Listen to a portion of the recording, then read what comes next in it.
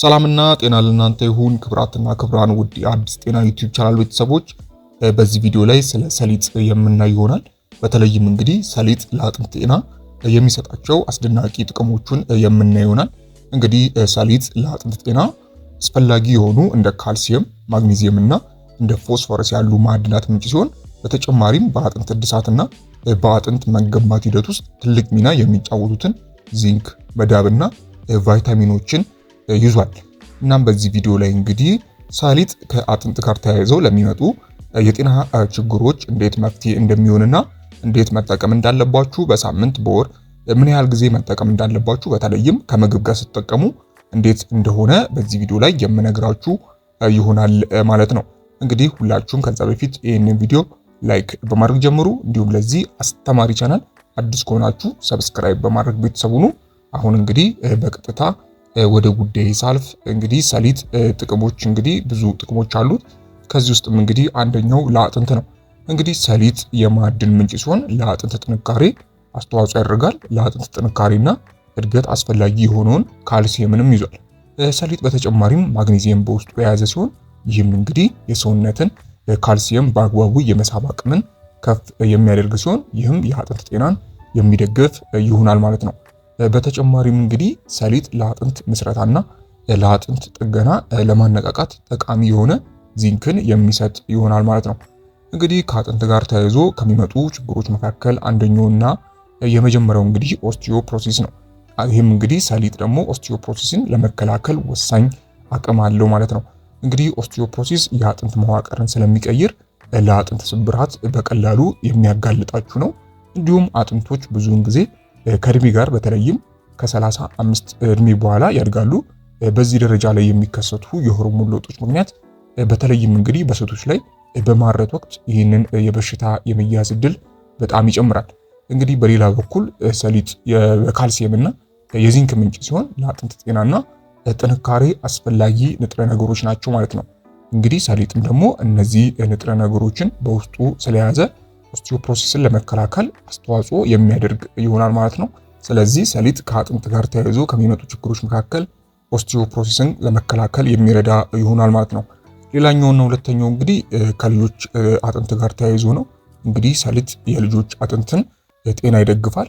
በተለይም እንግዲህ የሰሊጥ ዘር የፕሮቲንና የአሚኖ አሲዶች ምንጭ ሲሆን በተለይም እንግዲህ ለልጆች ላይ የአጥንት እድገት ለማስተዋወቅ ረገድ ትልቅ ሚናን የሚጫወት ይሆናል።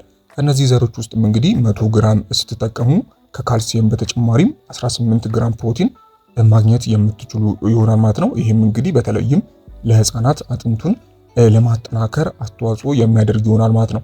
በተለይም እንግዲህ ህፃናትን ማሳጅ በምታደርጉበት ወቅት የሰሊጥ ዘይት መጠቀም ጠቃሚ ነው። ምክንያቱም ጡንቻን ለማጠንከርና ጤናን ለማሻሻል አስተዋጽኦ የሚያደርግ ይሆናል ማለት ነው። ሌላው እንግዲህ ሰሊጥ እንግዲህ ከመገጣጠሚያዎች ጋር ተያይዞ በብዛት እንግዲህ ህመሞች የሚከሰቱት መገጣጠሚያዎች ላይ ነው። ወይም ማለትም የአጥንት መገጣጠሚያዎች ላይ ለሚከሰቱ የአጥንት ችግሮች እንግዲህ ሰሊጥ ትልቅ ጥቅም የሚሰጥ ይሆናል። እንግዲህ ሰሊጥ ለጤናማ አጥንቶችና መገጣጠሚያዎች አስፈላጊ የሆኑ ማዕድናት የበለጸገ ምንጭ ሲሆን በተጨማሪም እንግዲህ ኦክሳይድንና እብጠትን የሚከላከሉ ንጥረ ነገሮችን የያዘ ሲሆን ይህም እንግዲህ የአርትራይቲስ በሽታ አደጋን የሚቀንስ ይሆናል ማለት ነው። በተለይም በሰሊጥ ዘር ውስጥ የሚገኘው ሰሊጥ አጥንትን እና የካርትሌጅን ለመከላከል እንግዲህ እንደሚረዳ በጥናት የተረጋገጠ ጉዳይ ነው ማለት ነው። እንግዲህ ከዚህ ጥናት ጋር ተያይዞ የጉልበት አርትራይቲስ በሽታ ያለባቸው ሰዎች ያሳተፈ ነው።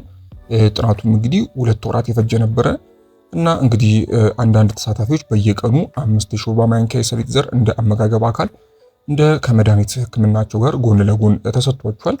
እንግዲህ ውጤቱም እንደሚያሳየው ከዚህ ቡድን ወይም ከተሳተፉት ውስጥ ከ60% በላይ የሆነ እንግዲህ ይሄ በሽታ እንዲቀንስ ምክንያት ሆኗል ማለት ነው። የሰሊጥ ዘሮች በተቃራኒው ደግሞ የማይመገቡት እንግዲህ ምንም አይነት ውጤት ሳያሳዩ የቆየ ሆኗል ማለት ነው። ስለዚህ ይሄ ጥናትም እንግዲህ ሰሊጥ በተለይም ለመገጣጠሚያ ህመም በጣም ወሳኝ እንደሆነ ያመላከተ ነው ማለት ነው።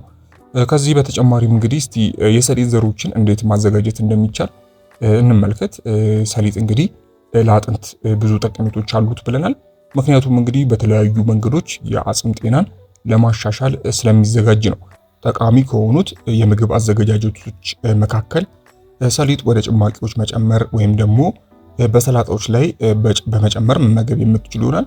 በተጨማሪም እንግዲህ ሊጡን ለማዘጋጀት ወይም ከማር ጋር በመደባለቅ እንደ ጤናማ ጣፋጭነት ለአጥንት ጥንካሬ አስተዋጽኦ የሚያደርግ ይሆናል ማለት ነው። በተለይም ከአትክልት ጋር ከሰላጣ ጋር ስትመገቡ ማካተት የምትችሉ ይሆናል ማለት ነው። ከዚህ በተጨማሪም እንግዲህ ሰሊጥን ከማር ጋር መጠቀም ትችላላችሁ። እንግዲህ የአጥንት ጤናን ለማሻሻል ነጭ ማርና ሰሊጥ ድብልቅ ለማዘጋጀት ይመከራል። እንግዲህ 5 የሾርባ ማንኪያ ነጭ ማር ወደ 1 ኩባያ ሰሊጥ በመጨመር መጀመር ትችላላችሁ። እንዲሁም የተለየ ጣዕም ለመስጠት 3 የሾርባ ማንኪያ ጥሩ ስኳር መጨመርም አስፈላጊ ነው ማለት ነው። ከዛ እነዚህን ማዋሃድም አስፈላጊ ነው ማለት ነው። ማለትም ነጭ ማርና ሰሊጥ እንዲሁም ስኳር በጥቂቱ አድርጋችሁ ማዋሃድ ትችላላችሁ ማለት ነው። ይህንንም እንግዲህ የአጥንት ጥንካሬን ለመደገፍ ይህን ድብልቅ በሳምንት 2 ጊዜ እንድትወስዱ ይመከራል ማለት ነው። በተለይም ከመገጣጠሚያ ህመም ጋር ተያይዞ ከማር ጋር መጠቀሙ ወሳኝ ነው። ይህንንም እንግዲህ በሳምንት 2 ጊዜ ማድረግ አስፈላጊ ነው ማለት ነው።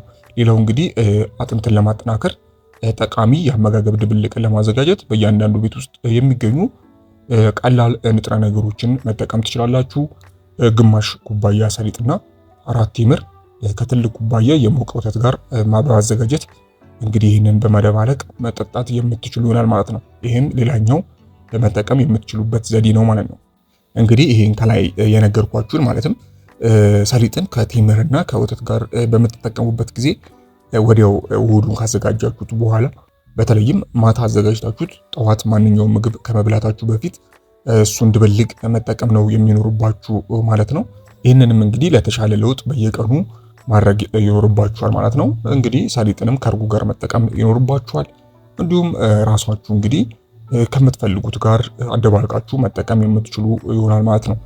ከዚህ ጋር ተያይዞ እንግዲህ ሰሊጥ ጎጂ ውጤቶች ስለሚኖረው አንዳንድ መጠቀም የሌለባቸው ሰዎች አሉ። ከነዚህ ውስጥም እንግዲህ እርጉዝና ጡት ለሚያጠቡ ሴቶች መጠቀም የተከለከለ ነው። እንዲሁም በፋይበር የበለጸገ በመሆኑ በብዛት ከመጠጣት መቆጠብ አለባችሁ። ይህም እንግዲህ የምግብ መፈጨት ችግር ለምሳሌ ማቅለሽለሽ፣ ማስታወክና የሆድ ድርቀት እንዲጨምር ስለሚያደርግ እንግዲህ በብዛት መጠቀም የለባችሁም፣ በመጠኑ ሊሆን ይገባል ማለት ነው። ሌላው እንግዲህ በሰሊጥ አለርጂ የሚሰቃዩ ግለሰቦች ጥንቃቄ ማድረግ ይኖርባቸዋል። ምክንያቱም አለርጂው የድድ ኢንፌክሽኖችንና ሌሎች ችግሮች በአፍ ውስጥ በተለይም በአፍ ውስጥና በአፍ አካባቢ ሊያስከትል ስለሚችል እንግዲህ ለሰሊጥ አለርጂ የሆናችሁ ሰዎችም መጠቀም የለባችሁ ማለት ነው። ሌላው ከመጠን በላይ መጠጣት በደም ውስጥ ያለውን የስኳር መጠን እንዲቀንስ ሊያደርግ ይችላል። ይህም እንግዲህ ስኳር በሽታ ላለባቸው ሰዎች ተስማሚ አይደለም ማለት ነው። ስለዚህ ስኳር ያለባችሁ ሰዎችም ስትጠቀሙ ከመጠቀማችሁ በፊት ሐኪም ማማከር አስፈላጊ ነው። ሌላው በሰውነት ውስጥ የተወሰኑ ኬሚካሎች በመውጣታቸው ምክንያት የብሮንካይተስ ግፊት ሊጨምርና የመተንፈስ ችግር ሊያስከትል ስለሚችል እንግዲህ እንደዚህ አይነት ችግር ያለባችሁ ሰዎች መጠቀም የለባችሁ ማለት ነው። በአጠቃላይ ግን ከተለያዩ ጤና ችግር ጋር ካለባችሁ ሐኪም ማማከር ወሳኝ ነው ማለት ነው። እንግዲህ ውድ ቤተሰቦች ለዛሬ የነበረኝ አጭር መረጃ ይህንን ይመስላል። እንግዲህ ሰሊጥ በጣም ወሳኝ ነው፣ በተለይም ከአጥንት ጤና ጋር ተያይዞ።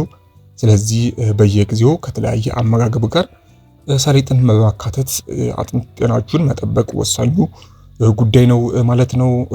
እንግዲህ ከዚህ ጋር ተያይዞ ማንኛውም ሀሳብ፣ አስተያየት እንዲሁም ጥያቄ ያላችሁ በታች በኮሜንት ማስፈራው ላይ ማስቀመጥ የምትችሉ ይሆናል ማለት ነው።